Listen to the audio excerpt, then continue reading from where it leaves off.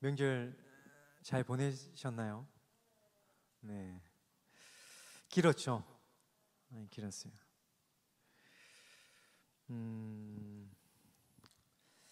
오늘 본문에서 예수님께서 제자들에게 물으시죠.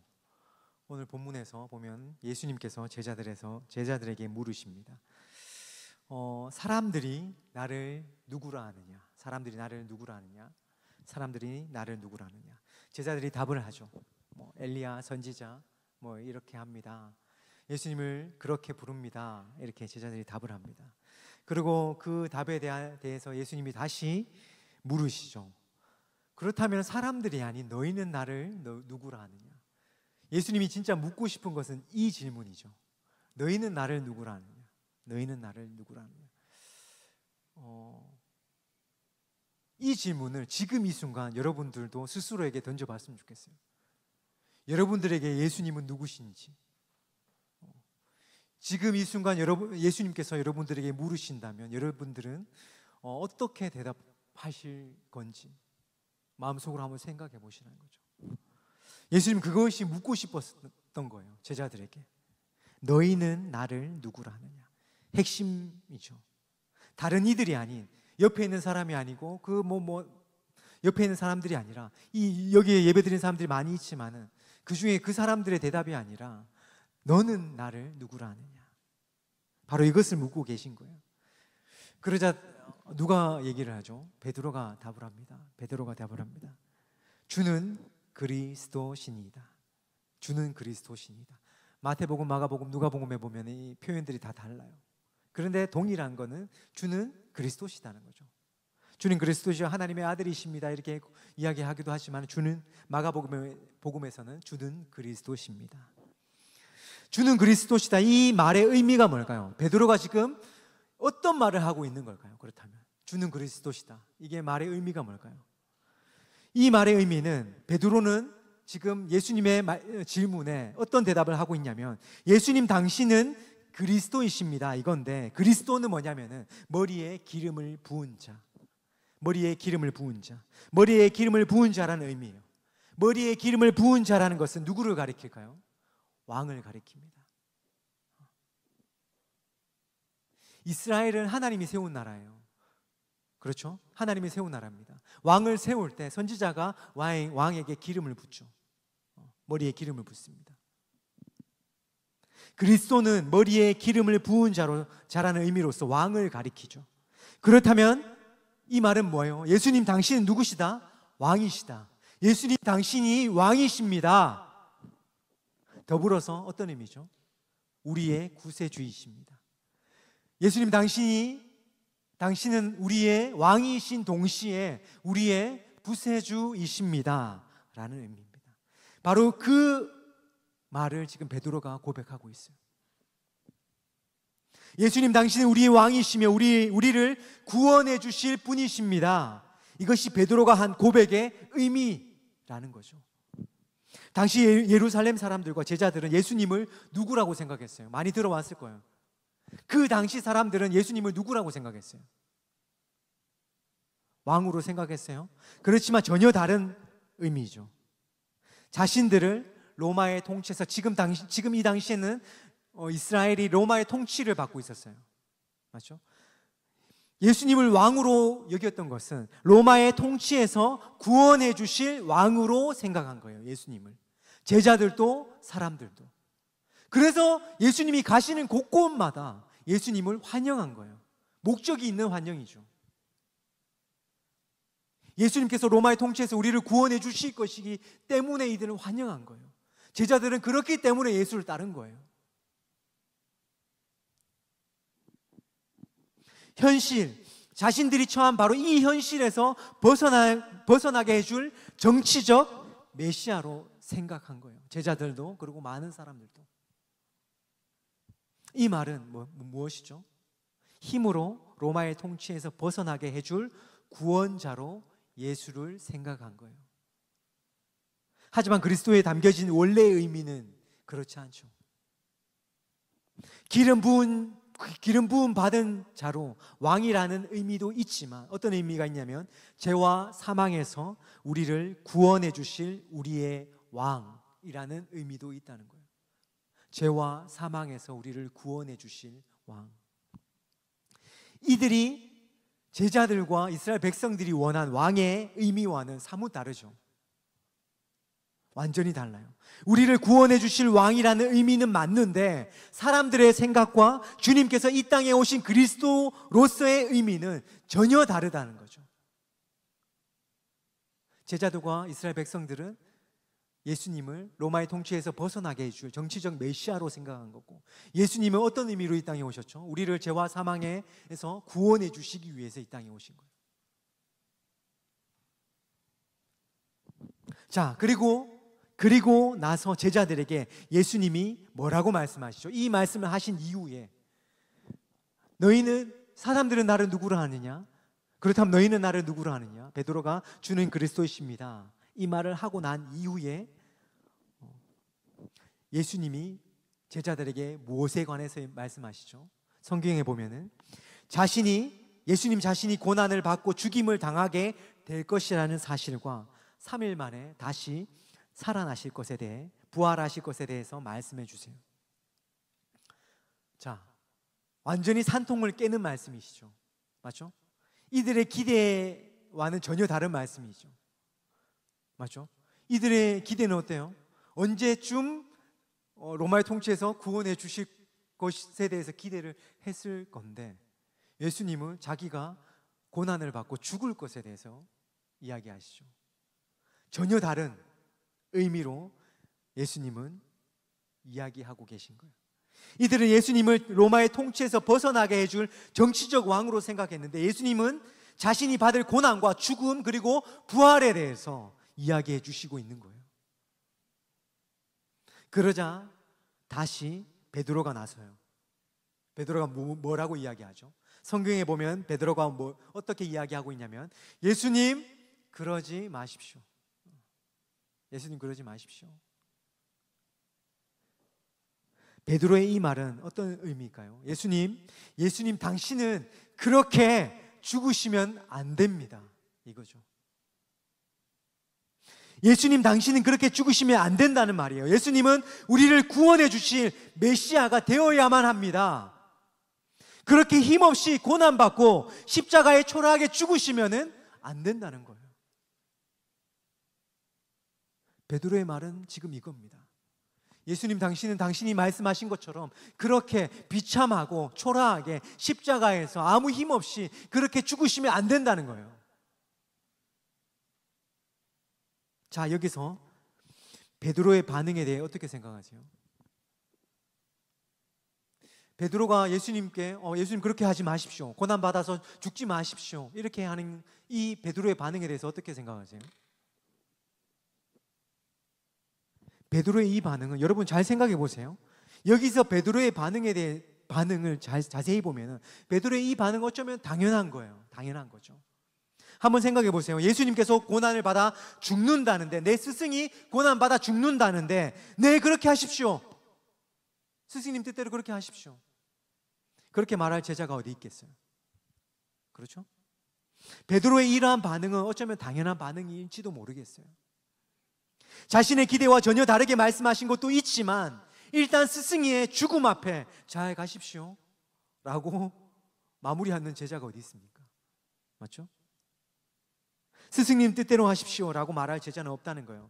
가만히 있는 게 더 이상하죠. 그런데 베드로의 이 반응에 대한 예수님의 말씀이 참으로 이상해요.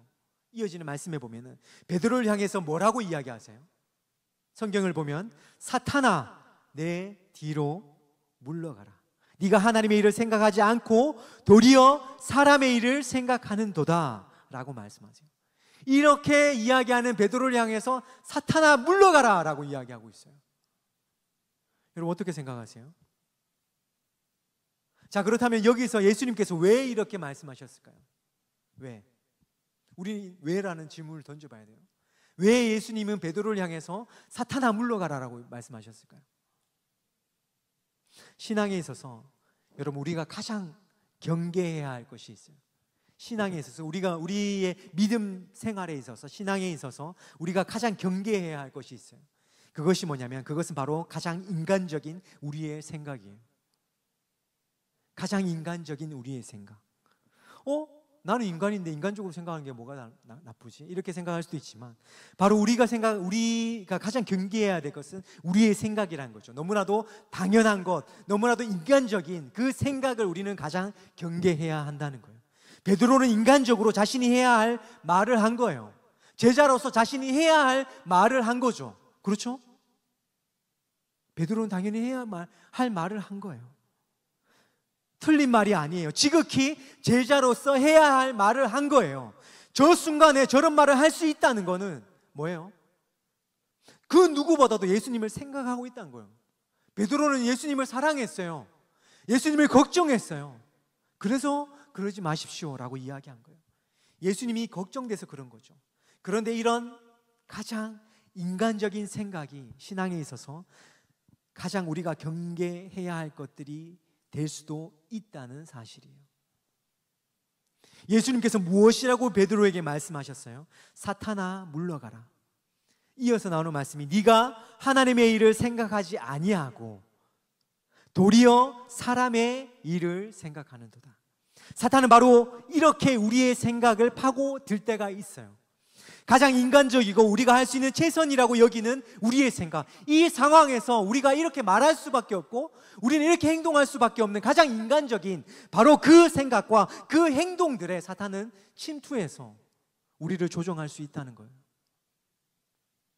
그렇게 할 수밖에 없는 상황들로, 어쩔 수 없는 상황과 환경으로 인해 그것이 나에게 있어서 최선이 되는 바로 그런 순간, 바로 그 순간 사탄은 우리의 생각을 파고든다는 말이에요. 베드로는 지금 자신이 할 수 있는 최선을 한 거예요. 근데 그 최선에 사탄이 침투한 거죠. 바로 그 사실에 대해서 예수님께서는 분명하게 지적하고 계신 거예요.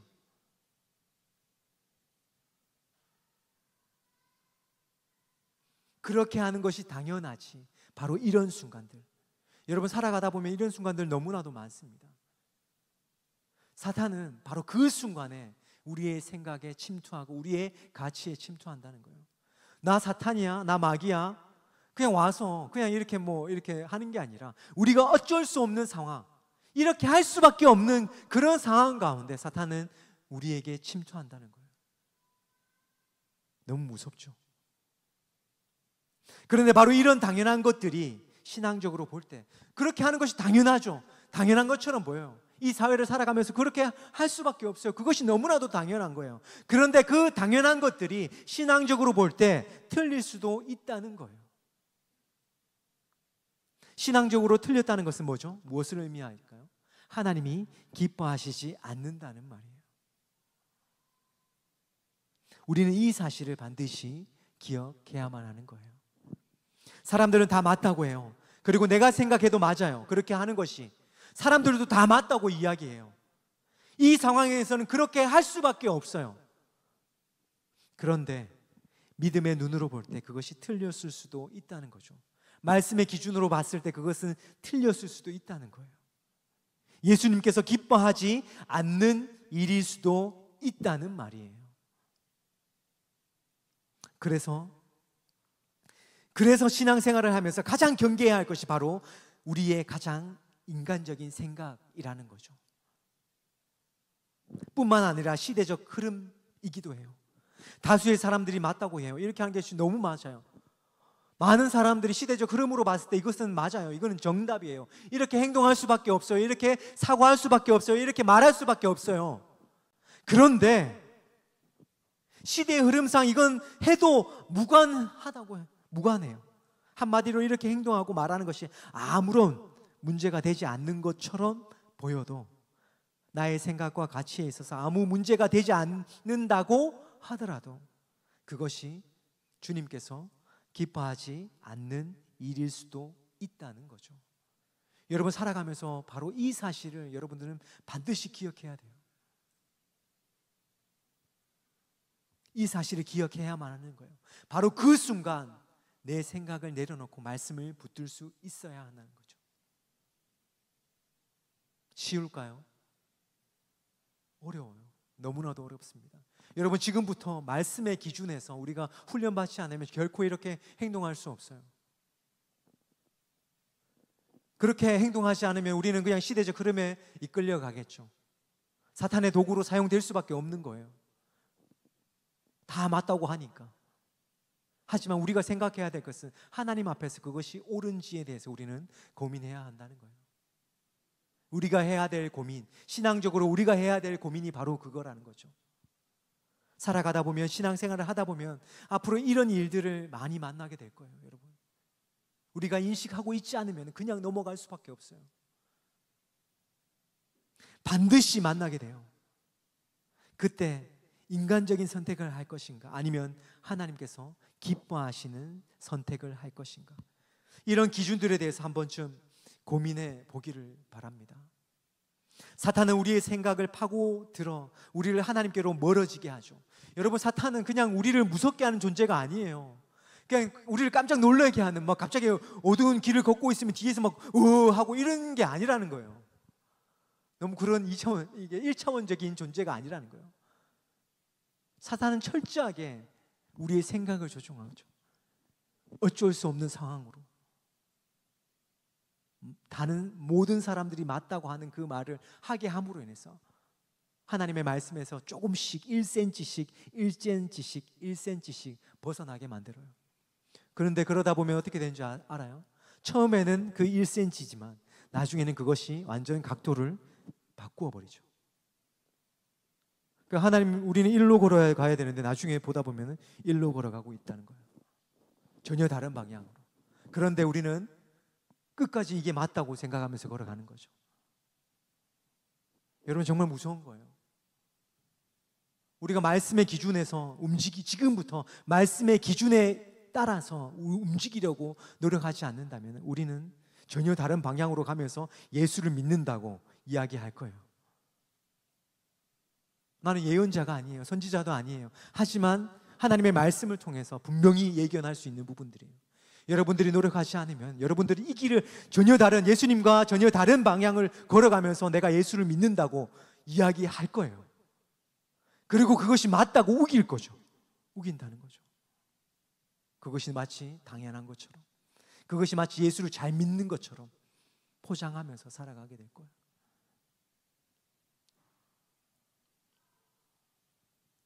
사탄은 우리의 생각을 파고들어 우리를 하나님께로부터 멀어지게 만들어요. 시대의 흐름 속에서 우리의 생각과 가치를 조정해요. 그렇게 주님이 기뻐하지 않은 일들을 너무나도 당연한 일들로 만들어서 그 일을 하게 만든다는 거예요.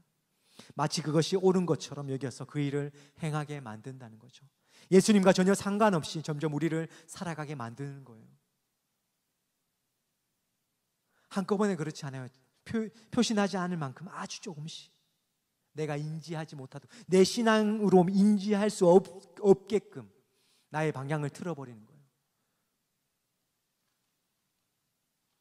그렇게 해서 나중에는 예수님과 전혀 상관없는 사람으로 우리를 살아가게 만든다는 거죠. 여기서 좀 더 나아가서 교회 나와도 전혀 신앙적 영향력을 받지 않고 세상의 기준대로 살아가게 만든다는 거예요. 이게 가장 무섭죠. 예수를 믿는다고 교회에 오지만 전혀 말씀의 영향을 받지 않는 사람으로 살아가는 것. 여러분, 앞으로 그런 사람들이 너무 많아질 거예요.